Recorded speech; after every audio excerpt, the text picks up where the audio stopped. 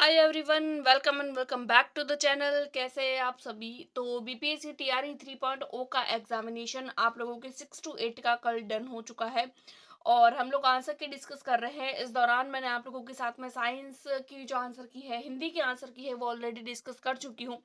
ऐसे कैंडिडेट जिनका history subject था अपने 6 to 8 में, यानी कि एसएसटी वाला जो सब्जेक्ट था, एसएसटी आप लोग मान सकते हैं, हिस्ट्री और पॉलिटी, उसके क्वेश्चंस हम लोग डिस्कस करेंगे। टोटल 80 क्वेश्चन होंगे और आप लोगों का पेपर कैसा हुआ और कितने मार्क्स आप लोगों के बन रहे हैं वो मुझे कमेंट करके जरूर बताएं। चलिए बिना किसी देरी के वीडियो को स्टार्ट करते हैं। सबसे पहले हम लोग देखेंगे हिस्ट्री वाला पोर्शन।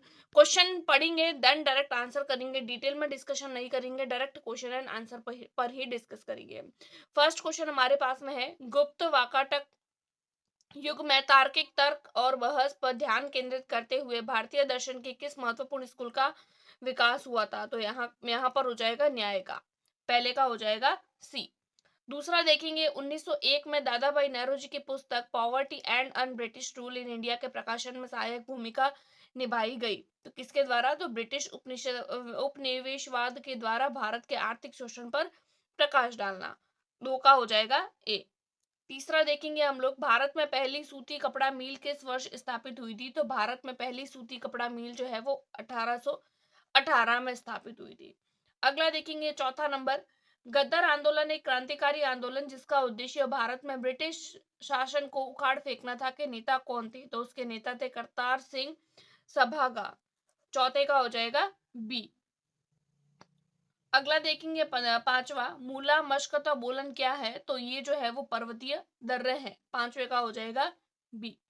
अगला है छठा सवाल, रॉयल इंडियन नेवी विद्रोह जिसे बॉम्बे विद्रोह के नाम से भी जाना जाता है, किस वर्ष में हुआ था। तो वो हुआ था 1946 में। छठे का हो जाएगा बी। सातवां देखेंगे, क्राउन शासन के तहत भारत का पहला वायसराय और गवर्नर जनरल कौन था। तो वो था लॉर्ड कैनिंग। सातवें का हो जाएगा ए।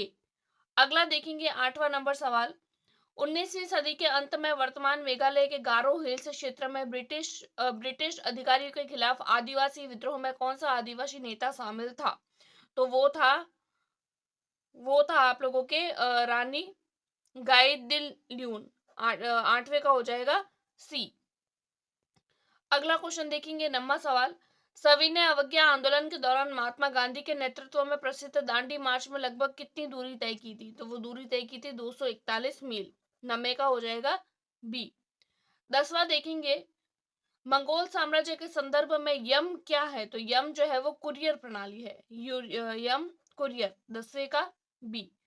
अगला देखेंगे 11वां, प्रथम विश्व युद्ध के दौरान किस ब्रिटिश नीति का उद्देश्य भारत में असहमति को दबाना और नागरिक स्वतंत्रता को कम करना था। तो वो था रॉलेट एक्ट। 11 का हो जाएगा सी। अगला देखेंगे 12, किस घटना से राष्ट्र संघ के प्रभाव और अधिकार में गिरावट की शुरुआत हुई थी। तो वो था एबिसिनिया पर इतावली आक्रमण। 12वें का हो जाएगा ए। अगला देखेंगे 13 नंबर, 7वीं शताब्दी ईस्वी पूर्व के दौरान भारत के कौन शासक थे जो बौद्ध धर्म के संरक्षण और सांस्कृतिक गतिविधियों के समर्थन के लिए जाने जाते थे। तो यहाँ पर क्वेश्चन में अगर हम लोग देखें तो यहाँ पर जो है वो उपरोक्त में से कोई नहीं होगा। अगर यहाँ पर ईसा पूर्व यानी कि बीसी की बात होती है तो उपरोक्त में से कोई नहीं होगा, लेकिन अगर यहाँ पर एडी की बात होती है तो यहाँ पर हर्ष हो जाएगा। तो इस क्वेश्चन में बी भी हो सकता है और ई भी हो सकता है। अभी के लिए हम ई पर जाएंगे, लेकिन अगर इंग्लिश ट्रांसलेशन में यहाँ पर अगर हम लोगों को डाउट दिखता है, बीसी की जगह अगर एडी नजर आता है तो हर्ष हो जाएगा, और अगर एडी ही है तो फिर उपयुक्त में से कोई नहीं होगा। 13वें का अभी के लिए हम मानेंगे ई। अगला सवाल देखेंगे 14 नंबर, ऑस्ट्रेलिया में किस नीति के कारण आदिवासी बच्चों को उनके परिवारों से व्यवस्थित रूप से निकाला गया था। तो वो था श्वेत ऑस्ट्रेलिया नीति। 14वें का हो जाएगा सी। 15 नंबर सवाल हमारे पास में, राष्ट्र संघ की स्थापना किस संधि के परिणाम स्वरूप हुई थी। तो वो हुई थी वर्साई की संधि। 15वें का हो जाएगा सी। अगला देखेंगे 16 नंबर, वर्नाक्यूलर प्रेस एक्ट ने भारतीय भाषाई समाचार पत्रों की स्वतंत्रता पर गंभीर प्रतिबंध लगा दिए। यह किस वर्ष पारित हुआ था। तो यह हुआ था 1878 में। 16वें का हो जाएगा ए।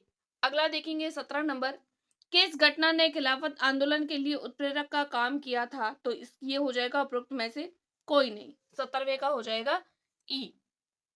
अगला देखेंगे 18 नंबर, किस असीरियन राजा ने अपनी राजधानी नीनवे में एक पुस्तकालय एकत्रित किया था? कौन से थे? तो वो थे असुरवनीपाल, 668 से 627 ईसा पूर्व। 18वें का हो जाएगा सी। अगला देखेंगे 19 नंबर सवाल, 1940 के दशक के दौरान बंगाल में तेभागा आंदोलन ने मांग की थी, तो इसका हो जाएगा उपरोक्त में से कोई नहीं। 19वें का हो जाएगा ई। अगला सवाल देखेंगे 20 नंबर, किस हड़प्पा स्थल पर जुते हुए खेत के साक्ष्य मिलते हैं? तो पहला है Kalibangan, Rajasthan. Very easy question, कोई भी बता दे ये वाला क्वेश्चन तो। अगला देखेंगे 21 नंबर सवाल, Tata iron and steel company TISCO की स्थापना किस वर्ष हुई थी, जिससे यह भारत में पहली बड़े पैमाने पर स्टील उत्पादक बन गई थी? तो उसकी शुरुआत हुई थी 1907 में। अगला देखेंगे 22 नंबर, 1976 में थॉमस पेन द्वारा किस किस प्रभावशाली पैम्फलेट के प्रकाशन ने अमेरिकी उपनिवेशवादियों के बीच स्वतंत्रता के लिए समर्थन जुटाने में मदद की थी? इसका हो जाएगा सामान्य ज्ञान। 22वें का हो जाएगा सी। अगला देखेंगे 23 नंबर, 1904 में रिवॉल्यूशनरी सोसाइटी की स्थापना किसने की, जिसका उद्देश्य ब्रिटिश शासन के विरुद्ध सशस्त्र क्रांति करना था? तो इसका हो जाएगा विनायक दामोदर सावरकर। 23वें का हो जाएगा ए।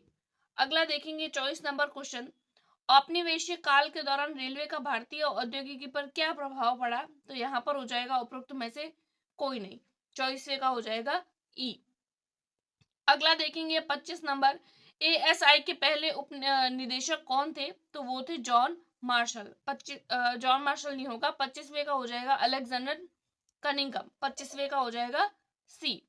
अगला देखेंगे 26 नंबर, कौन सा समझौता भारत और चीन के बीच सीमा मुद्दों को हल करने में विफल रहा, जिससे अंततः संघर्ष हुआ? इसका हो जाएगा पंचशील समझौता। 26वें का हो जाएगा सी।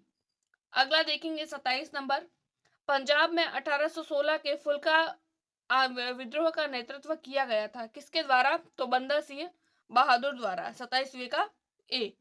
अगला देखेंगे 28 नंबर, 1917 की क्रांति के दौरान बोल्शेविकों की नारा क्या था? तो यहाँ पर इनका सही आंसर हो जाएगा शांति, भूमि और रोटी। 28वें का हो जाएगा सी। 29 नंबर है, 1854 का वुड डिस्पैच किससे संबंधित था? तो वो था आधुनिक शिक्षा से। 29वें का हो जाएगा ए।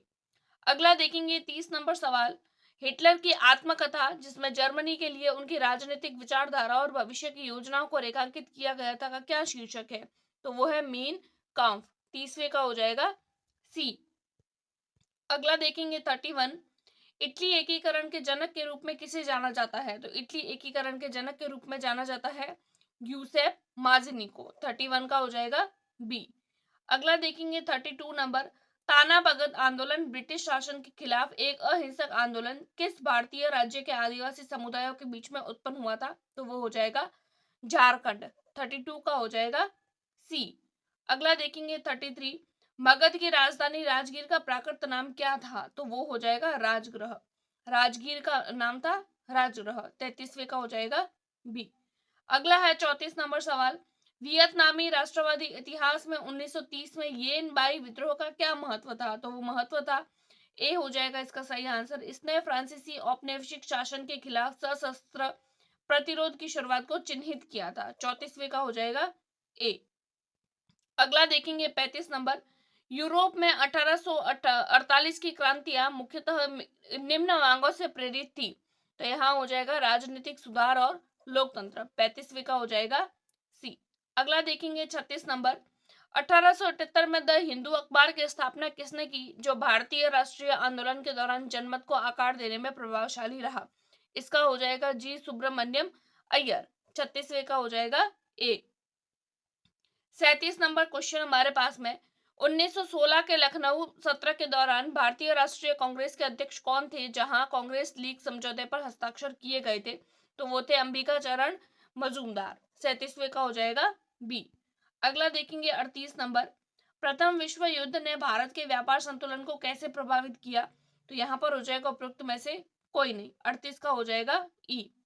39 नंबर सवाल है, उत्तर वैदिक काल के दौरान रचित किस प्राचीन भारतीय ग्रंथ ने दार्शनिक भजन और ब्रह्मांड विज्ञान और नैतिकता पर चर्चाएं शामिल की शामिल है, तो यहाँ पर हो जाएगा ई। उपरोक्त में से कोई नहीं।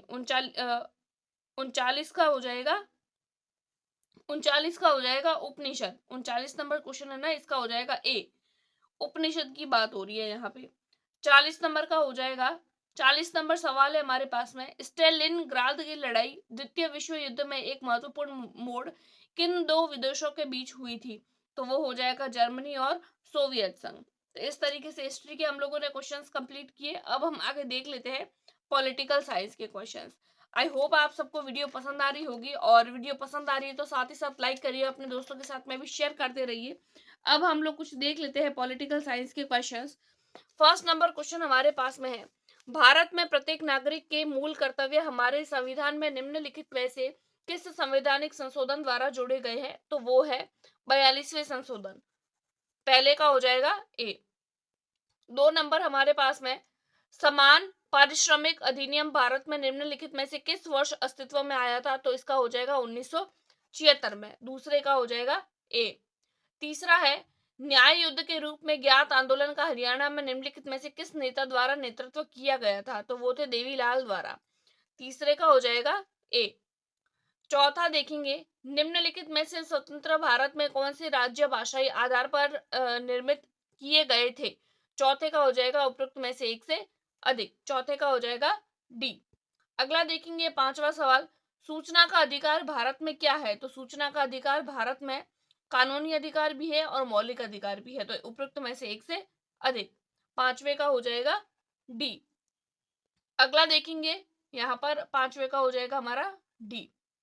अगला देखेंगे हम लोग छठा नंबर, निम्नलिखित में से ब्रिटिश भारत में वनोन्मूलन का प्रमुख कारण कौन सा था? प्रमुख कारण पूछा है छठे में, तो ये हो जाएगा रेल मार्ग एवं इसके संचाल के प्रसार हेतु स्लीपरों की बढ़ती हुई आवश्यकता को पूरा करना। छठे का हो जाएगा ए। अगला देखेंगे हम सातवां, राष्ट्रीय मानवाधिकार आयोग भारत में निम्नलिखित में से किस वर्ष स्थापित किया गया था? तो वो हो जाएगा 1993। सातवें का हो जाएगा ए। अगला देखेंगे आठवां नंबर, भारत की संविधान निर्मात्री सभा ने निम्नलिखित में से मुख्यतः किस मामलों पर समितियों की सहायता से कार्य करना पसंद किया था? आठवें का हो जाएगा उपरोक्त में से एक से अधिक। डी। आठवें का हो जाएगा डी।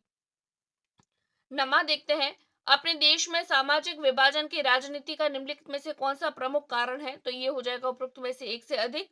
डी। नम्मे का डी। अगला देखेंगे 10वां नंबर, निम्नलिखित में से भारत में रूसी क्रांति का किसको प्रभाव कहा जा सकता है? तो इसका भी हो जाएगा उपरोक्त में से एक से अधिक। 10वें का हो जाएगा डी। अगला देखेंगे 11 नंबर, निम्नलिखित में से भारत मंडल आयोग के गठन के समय देश के प्रधानमंत्री कौन थे? तो वो थे मोरारजी देसाई। 11 का हो जाएगा सी। अगला सवाल 12 नंबर, निम्न में से भारत में धर्मनिरपेक्षता की कौन सी मौलिक विशेषता है? तो ये हो जाएगा उपरोक्त में से एक से अधिक। 12वें का डी। अगला देखेंगे 13 नंबर, एक व्यक्ति एक वोट एक मूल्य के सिद्धांत का 2010 के दशक में निम्नलिखित में से किस देश के द्वारा अनुकरण नहीं किया गया? तो वो देश था फिजी। 13 का हो जाएगा बी।